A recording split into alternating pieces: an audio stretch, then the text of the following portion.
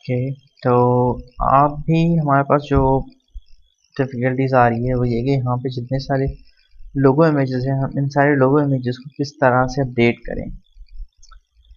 तो हमने जैसे कि लास्ट लेक्चर में हमने तरीका देखा कि हमने किस तरह से सारी इमेजेस या किस तरह से हमने अपने लोगोस डाउनलोड करने हैं, किस तरह से लोगोस की रिसर्च वर्क करना है।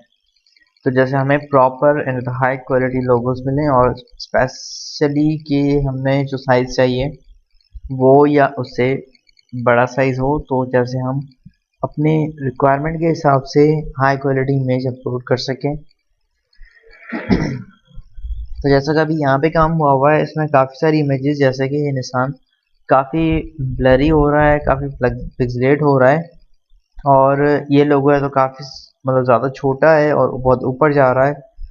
यहाँ पे लोगो इस लेवल पे है, ये थोड़ा और ज़्यादा ऊपर जा रहा है। तो ऐसा कुछ हमने इस तरह से काम करना है तो जैसे ये सारी चीज़ें ना हो। तो उसके लिए हमने पहली चीज़ तो जब भी इस टाइप की इमेजेस होती हैं तो फर्स्ट के हमने ये ज़रूर चेक करना है कि इसकी साइज़ क्या है, इसकी विड्थ क्या है, इसकी हाइट क्या है। तो वही चीज़ हम पहले चेक करते हैं इंस्पेक्ट एलिमेंट करके कि इसमें जो इमेज यूज़ हो रही है वो किस हाइट और विड्थ की है। अगर यहाँ पे देखो तो हाइट हमें शो कर रहा है 150 पिक्सल। यही चीज़ हम बाकी सारों पे देखें तब भी देखो 150, इस पे भी 150। तो मतलब कि जितने भी सारे लोगोज हैं उनकी हाइट 150 पिक्सल्स हैं और विड्थ भी 150 है। तो मतलब कि 150 बाय 150 का हमें यहाँ पे इमेज चाहिए। तो इसीलिए हम यहाँ पे फोटोशॉप में एक न्यू डॉक्यूमेंट ओपन करते हैं जिसकी साइज, विड्थ और हाइट 150 पिक्सल्स ही होगा। और बैकग्राउंड मैं यहाँ पे वाइट यूज़ कर लेता हूँ क्योंकि जो हमें सेक्शन चाहिए वैसे तो ज़्यादातर वाइट नहीं करना चाहिए, ट्रांसपेरेंट ही करना चाहिए, ज़्यादा बेहतर है। पर हमारे पास काफ़ी लोगोज ऐसे थे जो ट्रांसपेरेंट थे, पर काफ़ी लोगोज ऐसे भी थे जो कि ट्रांसपेरेंट करने से भी ख़राब हो रहे थे।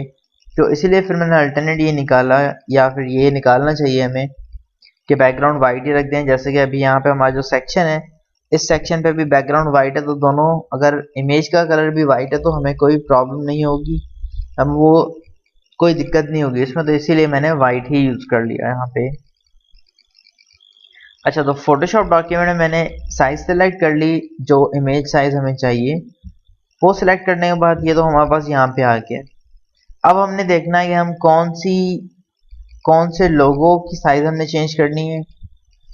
यहाँ पे आते हैं, यहाँ पे हम देते हैं पीस टोयोटा आर्क के नाम से एक लोगो है, हम उसकी साइज चेंज कर देते हैं। तो वो लोगो हमारे पास यहाँ पे इसको ओपन कर लेते हैं। हाँ बिल्कुल यही लोगो है जो हमें चाहिए था। अच्छा, पहली चीज़ तो ये कि हम जब लोगो यहाँ पे प्लेस करते हैं, हम पहले मैं करके दिखा देता हूँ। जब मैंने यहाँ पे लोगो ड्रॉप किया तो क्या हुआ, ये इटसेल्फ फिट हो गया जो हमने साइज चाहिए उसके अंदर। पर मसला क्या है, जबकि लोगो के अगर आपने देखो तो यहाँ पे साइड में स्पेसिंग भी है काफ़ी सारी। तो बेहतर रहेगा कि हम काफ़ी सारी स्पेसिंग रिमूव करके थोड़ी सी स्पेसिंग रखें और उसके बाद हम जाके यहाँ पे ड्रॉप करें। तो पहले तो मैं डायरेक्ट ओपन विद फोटोशॉप, जो हमारे पास करंट एग्जैक्ट डॉक्यूमेंट है, हम उसी को पहले तो चेंज करेंगे। जिसमें से मैं पहले तो ये सेट करूंगा कि मुझे राइट और लेफ्ट पे कितना स्पेस चाहिए।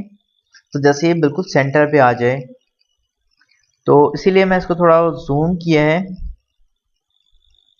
और जूम करने के बाद फिर मैं पहले तो टेस्ट करता हूँ कि कितना आ रहा है स्पेस। विड्थ जो फिलहाल आ रही है वो आ रही है 72 पिक्सल्स। मैं यहाँ पे तकरीबन रख देता हूँ, जैसे कि अगर मैं बात करूँ कि ऐसे कि 20 पिक्सल्स रख देता हूँ। और यहाँ से चीज़ इस तरह से, यही चीज़ मैं उठा के यहाँ पे रख देता हूँ इस साइड पे। तो जैसे मैंने बार बार एक चीज़ को रिपीट ना करना पड़े। ओके, और अगेन मैं ये बार लेता हूँ यहाँ पे, इधर ड्रॉप कर दी साइज। अच्छा, अब मैं यहाँ पे क्रॉप टूल पिक करता हूँ। ठीक, अच्छा इसको आप करते हैं। अभी जो सिलेक्शन हुई हुई है इसको आप डिसेलेक्ट कर दो, कंट्रोल डी करके। कंट्रोल डी किया तो ये डिसेलेक्ट हो गया। यहाँ पे देखो तो कुछ लाइंस आ रही हैं, इस लाइन को आप सेलेक्ट करके इस तरह से आप मूव करो तो इसकी साइज कम हो जाएगी, जो साइड पे एक्स्ट्रा स्पेस आ रहा है वो क्रॉप हो जाएगा। अच्छा जी, तो यहाँ से हमने इस तरह से तो अपना जो एक्स्ट्रा स्पेसिंग थी वो सारी हमने रिमूव कर दी। अब ये कि हम इसको ड्रॉप करते हैं, यहाँ से पिक करते हैं, सेलेक्ट टूल लिया और इधर ले जाके जब हमने ड्रॉप किया तो ये इटसेल्फ एडजस्ट तो नहीं हुआ क्योंकि हमने लेयर ड्रॉप किया है, हमने कोई डॉक्यूमेंट ड्रॉप नहीं किया। तो हमने जो यहाँ से एडिटिंग की थी इसको हम सेव कर लेते हैं, पहले इसको क्लोज करता हूँ। अच्छा, अभी जो हमारे पास ये लोगो है इसमें देखो तो स्पेसिंग एक्स्ट्रा नहीं आ रही, मतलब अब कम आ रही है, ज़्यादा नहीं है।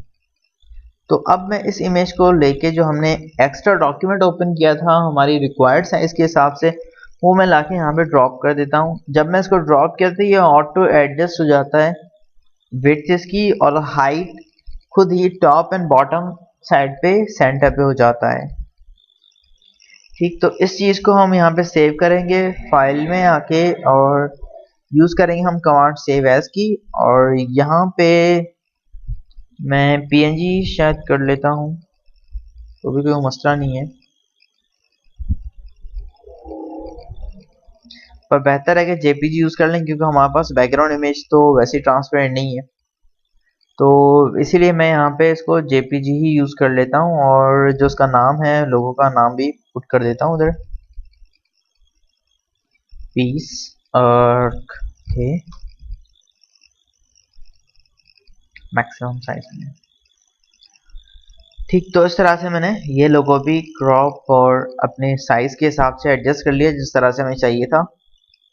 अब यही चीज़ हम आते हैं इसके बैकएंड पे। बैकएंड में आने के बाद पार्टनर्स हैं, पार्टनर्स में आ जाते हैं।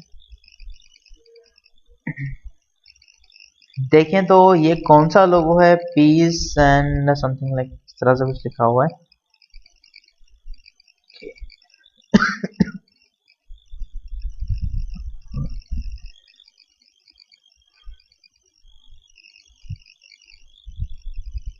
ठीक, तो बिल्कुल टॉप पे ही है, हम इसी को एडिट करते हैं। जो पहले जो इमेज ऐड हुई है इस इमेज को हम रिमूव कर देते हैं।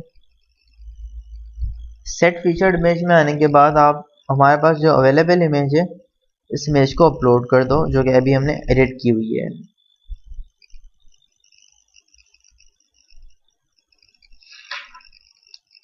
ठीक, अब आप इसको सेट फीचर्ड इमेज कर लें तो यहाँ से एक ही इमेज जो आपने अपलोड, जो हमने अभी तक एडिट की थी या हमने अपने साइज के हिसाब से सेट की थी, वो तो अपलोड हो गई है और उसके बाद हम इसको अपडेट कर देते हैं।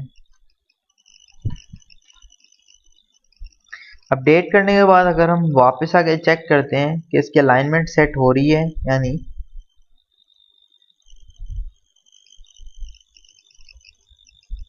ठीक है, तो अब अगर देखें तो इसकी अलाइनमेंट बिल्कुल सेंटर्ड है, ना ज़्यादा ऊपर है जैसे कि हमारे पास ये लोगो आ रहा है, ये लोगो काफ़ी ऊपर है। अगर हम इसकी अलाइनमेंट भी चेक करना चाहें तो हम थोड़ी इस तरह से चेक कर सकते हैं।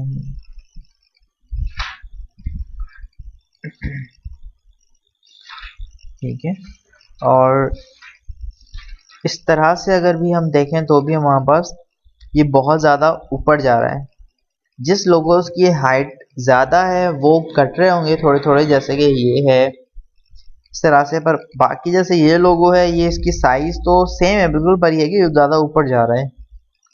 तो इसीलिए हमने इसको, हमें जो साइज चाहिए था हम उस साइज के, उसी साइज के डॉक्यूमेंट में ऐड करके हमने इसको अपनी तरह से यूज़ किया है। तो बाकी सारी जितने भी इमेजेस हैं वो सारी इमेजेस भी हम इसी प्रोसेस से होते हुए हर बार हम न्यू डॉक्यूमेंट लेंगे, न्यू डॉक्यूमेंट की विड्थ और हाइट सेट करेंगे, वही करेंगे जो हमें रिक्वायर्ड है।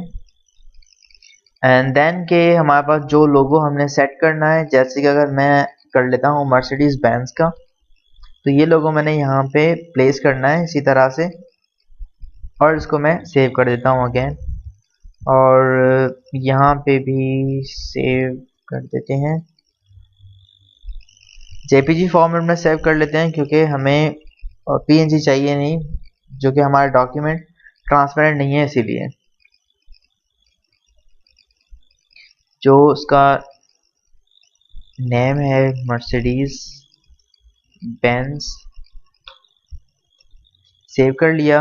और यही चीज़ अब देखा तो हमारे पास हाइट जो आ रही है वो 150 बाय 150 ही आ रही है, क्योंकि जब हम 150 बाय 150 की साइज हम अपलोड करेंगे तो इमेज प्रॉपरली आएगी, क्योंकि जो उसका कोड राइट किया हुआ वो कोड भी उसी इमेज की साइज के हिसाब से ही राइट किया हुआ है।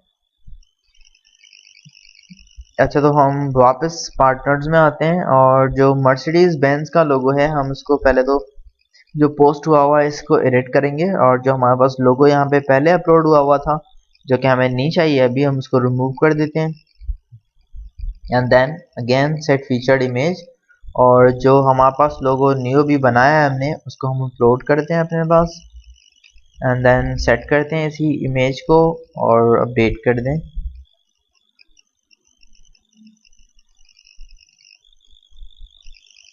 अगेन रिफ्रेश करते हैं, जो कि अभी हमारे पास ये लोगो दिख रहा है।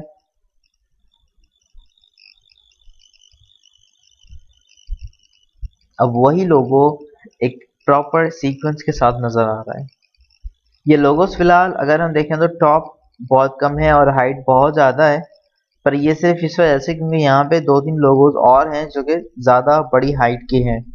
पर जब हम अपने जो लोगोस हमने बनाए हैं वो जब हम यहाँ पे सेट करेंगे तो हमें हाइट और ये सारी चीज़ें इक्वल नज़र आएंगी। तो इसी तरह से हम बाकी सारे जितने भी लोगोस हैं वो भी सेट करेंगे।